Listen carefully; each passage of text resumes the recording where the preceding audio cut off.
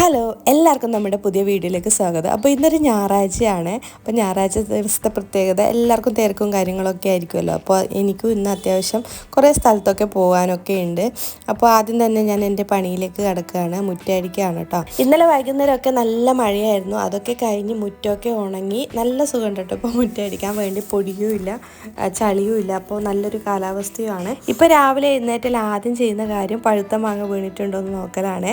അപ്പോൾ നമ്മുടെ മാവ് നല്ല പഴുത്ത മാങ്ങ ഉണ്ട്. കുറച്ച് മാങ്ങ കഴിഞ്ഞ ദിവസം പറിച്ചിട്ടുണ്ടായിരുന്നു. ഒന്നിച്ച് പറിക്കുന്നതിനേക്കാളോ കുറച്ച് പറിക്കുന്നതായിരിക്കും കൂടുതൽ നല്ലത്. ഇനിയിപ്പോൾ മഴ പിടിക്കുകയാണെങ്കിൽ എന്തായാലും മൊത്തം പറിക്കേണ്ടി വരും, അല്ലെങ്കിൽ മാങ്ങ കറുത്തു പോകാനുള്ള സാധ്യതയുണ്ട്. അങ്ങനെ നമ്മുടെ മുറ്റടിയും കാര്യങ്ങളൊക്കെ കഴിഞ്ഞിട്ടുണ്ട്. ഇനി കരിയില വാരി കൊണ്ടിടലാണ് അടുത്ത പണി.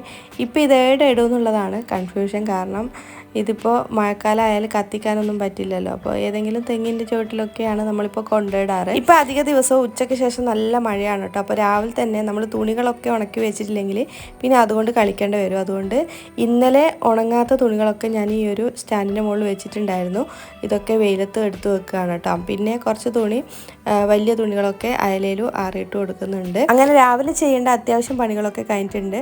അതിൻ്റെ ഇടയിൽ അമ്മ ദോശ ഇട്ടിട്ടുണ്ടായിരുന്നു കേട്ടോ. അമ്മ ഈ ഒരു കല്ലിൽ വെച്ചിട്ടാണ് ദോശ ഇടുക. അതിന് പ്രത്യേക ഒരു ടേസ്റ്റ് കൂടുതലായിരിക്കും. പിന്നെ അതിൻ്റെ ഇടയിൽ കുറച്ച് പഴം ഉണ്ടായിരുന്നു. ആ പഴം കൊണ്ട് അമ്മ അപ്പം ചൂടാനുള്ള പരിപാടിയിലാണ് കേട്ടോ. കഴിഞ്ഞ ദിവസം ഉണ്ടാക്കിയിട്ടുണ്ടായിരുന്നു. അപ്പോൾ പഴം കേടായി പോകുന്നതിന് മുമ്പ് വേഗം ഉണ്ടാക്കി വെക്കുകയാണ്. നല്ല ടേസ്റ്റ് ആയിരുന്നേ. അപ്പോൾ ഞാൻ വേഗം ദോശക്കുള്ള കറി ചേർത്ത് കൊടുക്കുകയാണ്. അപ്പോൾ ചെറുപയറാണ് കറി വെച്ചത്. അപ്പോൾ അതിനകത്തേക്ക് തേങ്ങ മാത്രമാണ് ചേർക്കേണ്ടതുള്ളൂ.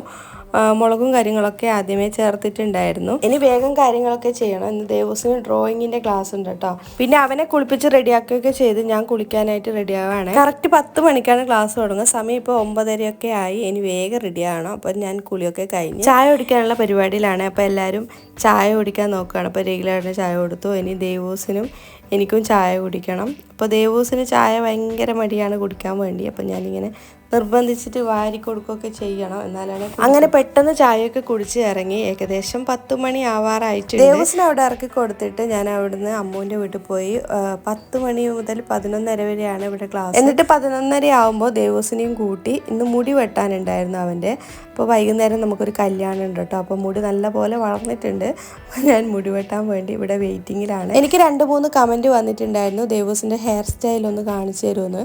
പ്രത്യേകിച്ചൊരു സ്റ്റൈലൊന്നും ഇല്ല. ഇവിടെ കാണുന്ന ഏതെങ്കിലും ഒരു സ്റ്റൈൽ ഞാൻ പറയും, അവരതുപോലെ വെട്ടിത്തരും കേട്ടോ. അങ്ങനെ മുടിയൊക്കെ വെട്ടി നമ്മൾ വീട്ടിലെത്തിയപ്പോൾ അമ്മ പച്ചക്കറി വെച്ചിട്ടുണ്ടായിരുന്നു. മീൻ ഞാൻ വാങ്ങിയതാണ്. അപ്പോൾ മീൻ കറി വെക്കണം. അപ്പോൾ മീൻ കറിക്ക് വേണ്ട കഷ്ണങ്ങളൊക്കെ റെഡിയാക്കിയിട്ടുണ്ട്. ഇനി നമുക്കിതിനകത്ത് മീൻ ഇട്ട് കൊടുക്കണം. അപ്പോൾ അതിനകത്തേക്ക് നമ്മൾ ഉള്ളിയും ഇഞ്ചിയൊന്നും ചേർത്തിട്ടുണ്ടായിരുന്നില്ല. അപ്പോൾ ഉള്ളി ചെറുതാക്കി അരിഞ്ഞിട്ട് ചതച്ചെടുക്കണം. അപ്പോൾ അത് ചതച്ച് അതിൻ്റെ അകത്ത് ഇട്ട് കൊടുക്കുകയാണ്. ബാക്കിയെല്ലാം റെഡി ആയിട്ടുണ്ട്. അപ്പോൾ നമ്മൾ ഇന്ന് തേങ്ങ അരക്കാത്ത മീൻകറിയാണ് വെക്കുന്നത്. ഇന്ന് ഉച്ചയ്ക്ക് അത്ര സ്പെഷ്യലായിട്ടൊന്നും ഉണ്ടാക്കുന്നില്ല. നമ്മളൊരു മീൻകറിയും പച്ചക്കറിയും ഉപ്പേരിയാണ് വെക്കുന്നത്. വൈകുന്നേരം എന്തായാലും കല്യാണത്തിനൊക്കെ പോകുന്നത് കൊണ്ട് നമുക്ക് ഉച്ചക്കത്തേക്കുള്ള ഭക്ഷണം മാത്രമേ വേണ്ടൂ കേട്ടോ. അപ്പോൾ മീൻകറി അടുപ്പത്ത് വെച്ചതിന് ശേഷം ഞാൻ വേഗം ഉപ്പേരിക്കുള്ള കഷ്ണങ്ങൾ അരിഞ്ഞിടുകയാണ്. അപ്പോൾ ക്യാരറ്റും പയറും ഉള്ളിയും കൂട്ടിയിട്ട് ഒരു ഉപ്പേരി വെക്കാമെന്ന് വിചാരിച്ചു. എനിക്കാണ് ഇവിടെ ഉപ്പേരി നിർബന്ധം. എനിക്ക് ഭയങ്കര ഇഷ്ടമാണ് ഉപ്പേരിയും കൂട്ടിയൊക്കെ ചോറ് കഴിക്കാൻ വേണ്ടി. അപ്പോൾ ക്യാരറ്റ് ചെറുതാക്കി അരിഞ്ഞെടുത്തിട്ടുണ്ട്. പയറും അരിയണം കേട്ടോ. പിന്നെ ഉള്ളിയും ഇട്ടിട്ടാണ് നമ്മൾ വെക്കുന്നത്. അപ്പോൾ നമ്മുടെ മീൻ കറി ഏകദേശം റെഡി ആയിട്ടുണ്ട്. ഇനി ഇതിനകത്ത് കുറച്ച് വെളിച്ചെണ്ണ ഒഴിച്ചു കൊടുക്കണം. അപ്പോൾ ഇറക്കി വെക്കാം കേട്ടോ. അപ്പോൾ ഞാൻ വേഗം തന്നെ ഉപ്പേരിയും കൂടി ആക്കി കൊടുക്കുകയാണ്. ഇതും കൂടി കഴിഞ്ഞാൽ നമ്മുടെ കുക്കിംഗ് ഏറെക്കുറെ കഴിഞ്ഞിട്ടോ. ഉപ്പേരിക്ക് കടുക് പൊടിച്ചിട്ട് അതിനകത്ത് നമ്മൾ അരിഞ്ഞു വെച്ച കഷ്ണങ്ങളൊക്കെ ഇട്ട് കൊടുക്കുകയാണ് കേട്ടോ. ഉപ്പേരി ഞാനിപ്പോൾ ലോ ഫ്ലെയിമിൽ വെച്ചിട്ടാണ് വേവിക്കുക. അപ്പോൾ വെള്ളമൊന്നും ഒഴിക്കേണ്ട ആവശ്യമില്ല. നമ്മളൊന്ന് ഇളക്കി കൊടുത്തതിന് ശേഷം ഒന്ന് അടച്ച് വെച്ച് വേവിച്ചാൽ മതി.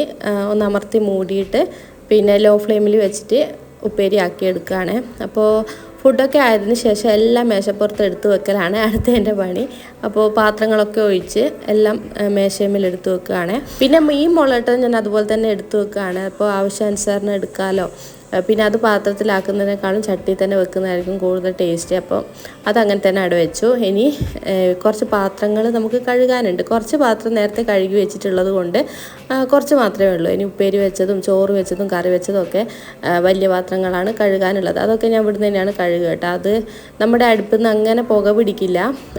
അടിഭാഗത്ത് മാത്രമേ കരിങ്ങുണ്ടാവും. പിന്നെ പുറത്ത് വെച്ച് കഴുകേണ്ട ആവശ്യമില്ല. ഒന്ന് ജസ്റ്റ് ഒന്ന് സോപ്പിട്ട് കഴുകിയാൽ തന്നെ ഈ കരിങ്ങും അങ്ങ് മാറിക്കിട്ടും. ഇവിടുന്ന് കഴുകുമ്പോൾ ശ്രദ്ധിക്കേണ്ടതെന്ന് വെച്ചാൽ ടൈലുമ്പോൾ തെറിക്കും കേട്ടോ, അത് ശ്രദ്ധിക്കണം, അല്ലാതെ വേറെ ബുദ്ധിമുട്ടൊന്നുമില്ല. അപ്പോൾ ഞാൻ ശ്രദ്ധിച്ചാണ് കഴുകുന്നത്. പിന്നെ ഈ ഒരു പാത്രമൊക്കെ കഴുകിയാൽ ഞാൻ പിന്നെ ഈ ഒരു ടൈലും കാര്യങ്ങളൊക്കെ ഒന്ന് കഴുകി വൃത്തിയാക്കി കൊടുക്കാറുണ്ട്. പിന്നെ നമ്മുടെ സിങ്കും ഒന്ന് കഴുകും കേട്ടോ. അങ്ങനെ സിങ്കൊക്കെ കഴുകിയതിന് ശേഷം നമ്മൾ സ്റ്റാൻഡ് ഒന്ന് വൃത്തിയാക്കുകയാണ്. സ്റ്റാൻഡിന്മേൽ ഫുഡൊക്കെ ഉണ്ടാക്കി കഴിഞ്ഞാൽ എന്തായാലും വെള്ളം ഉണ്ടാവും കേട്ടോ. ഞാൻ എത്ര ഡ്രൈ ആക്കി വെച്ചാലും വെള്ളം തെറിക്കാറുണ്ട്. അപ്പം ഞാൻ അതൊക്കെ ഒന്ന് തുടച്ച് ആറ്റി വെക്കുന്നുണ്ട്. എനിക്ക് 2-3 കമൻറ്റ് വന്നിട്ടുണ്ടായിരുന്നു കിച്ചൺ ഡോർ ചെയ്യാമോ എന്ന്. കിച്ചൺ ഡോർ ഞാൻ ഇനി ചെയ്യേണ്ട ആവശ്യമുണ്ടോ എന്ന് എനിക്കറിയില്ല. കാരണം ഞാൻ എൻ്റെ വീഡിയോയിൽ അധികവും കിച്ചൺ ക്ലീൻ ചെയ്യുന്നതും ഫുഡ് ഉണ്ടാക്കുന്നതും ഒക്കെ ഇട്ടിട്ടുണ്ട്. പിന്നെ ഒരു കുഞ്ഞ് കിച്ചൺ ആയതുകൊണ്ട് കൂടുതലായിട്ട് നിങ്ങൾക്ക് കാണിച്ചു തരാത്ത ഭാഗങ്ങളൊന്നുമില്ല. അതുകൊണ്ടൊരു ടൂറായിട്ട് ചെയ്യണമെന്ന് ഞാൻ ആലോചിക്കുകയാണ് കേട്ടോ. അപ്പോൾ നിങ്ങൾ കമൻറ്റ് ചെയ്യും. കുക്കിംഗ് ഒക്കെ കഴിഞ്ഞാൽ പിന്നെ അപ്പം തന്നെ കിച്ചൺ ക്ലീൻ ചെയ്തിടും. അതിനുശേഷമാണ് എൻ്റെ ബാക്കി ക്ലീനിങ്ങിലൊക്കെ ഞാൻ കിടക്കും. ആദ്യം തന്നെ മുകളിലത്തെ ബെഡ്റൂം ക്ലീൻ ചെയ്തിടുകയാണ്. അപ്പോൾ അതിൻ്റെ അകത്തുള്ള തുണിയും കാര്യങ്ങളൊക്കെ എടുത്ത് മാറ്റി നമ്മൾ ആദ്യം ബെഡ്ഷീറ്റൊക്കെ ഒന്ന് മുട്ടി വിരിക്കും. ഈ ഒരു കാര്യം നമ്മൾ എഴുന്നേറ്റ് വരുമ്പം ചെയ്യുന്നതാണ് ഏറ്റവും ബെറ്റർ. പക്ഷേ ദേവൂസാണ് ഇപ്പോൾ ലാസ്റ്റ് എഴുന്നേറ്റ്. പിന്നെ ഞാൻ ക്ലീനിങ്ങിന് ഇറങ്ങുന്ന സമയത്താണ് ഇവിടെ വൃത്തിയാക്കാൻ നിൽക്കാറുള്ളൂ. പിന്നെ അതിൻ്റെ ഇടയിൽ മുകളിലൊന്നും വരേണ്ട ആവശ്യം അങ്ങനെ വരാറില്ല. രാവിലെ ഇറങ്ങിയാൽ പിന്നെ ഞാൻ ക്ലീനിങ്ങിൻ്റെ സമയത്താണ് ഈ റൂമിലേക്ക് കയറാറുള്ളൂ. അങ്ങനെ ബെഡ്ഷീറ്റൊക്കെ നമ്മൾ വിരിച്ചിട്ടു. ഈ ഒരു റൂമിൽ പിന്നെ വേറൊന്നും വലിച്ചിടാനില്ലാത്തത് കൊണ്ട് നമ്മൾ ബെഡ്ഷീറ്റ് മാത്രമേ അലങ്കോലമായിട്ട് കിടക്കുള്ളൂ. അതൊന്ന് വിരിച്ചിട്ടാൽ തന്നെ റൂം അത്യാവശ്യം നല്ല വൃത്തിക്ക് കിടക്കും കേട്ടോ. അപ്പോൾ അതൊക്കെ സെറ്റ് ചെയ്യാണ്. ഈ പുതപ്പ് വിരിക്കുന്നത് നല്ല വൃത്തിക്കാണെങ്കിൽ ബെഡ് കാണാൻ നല്ല രസമുണ്ടാവും കേട്ടോ. അങ്ങനെ ഈ ഒരു പണി അവിടെ കഴിഞ്ഞു. പിന്നെ അടിച്ചു വാരുകയാണ് അടുത്ത പണി. ഞാനെങ്ങനെയെന്ന് വെച്ചാൽ ക്ലീനിങ് ചെയ്യുന്ന സമയത്ത് മൊത്തത്തിൽ അങ്ങ് തുടച്ചിടുകയൊന്നുമില്ല.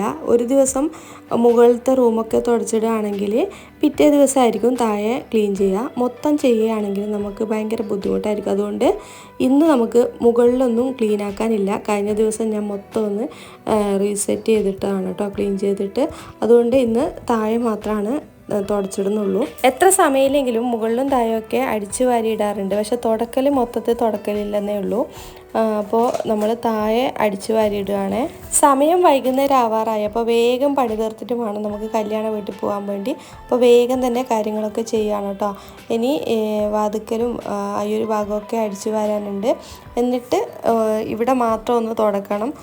ഹാളും പിന്നെ താഴത്തെ ബെഡ്റൂമും വരാന്തയും കൂടി തുടച്ചിടണം കേട്ടോ. അപ്പോൾ വേഗം തന്നെ കാര്യങ്ങളൊക്കെ ചെയ്ത് തീർക്കുകയാണ്.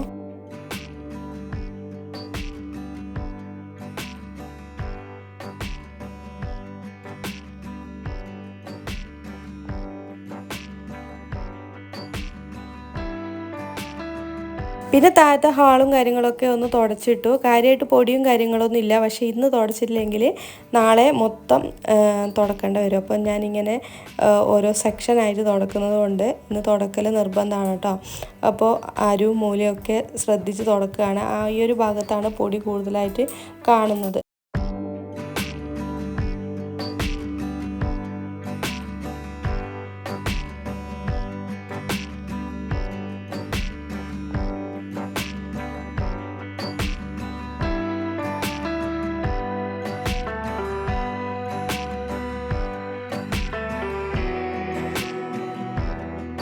പിന്നെ തുടക്കുമ്പോൾ നല്ലപോലെ വെള്ളമൊക്കെ കൂട്ടിയിട്ടാണ് കേട്ടോ തുടക്കുന്നത്.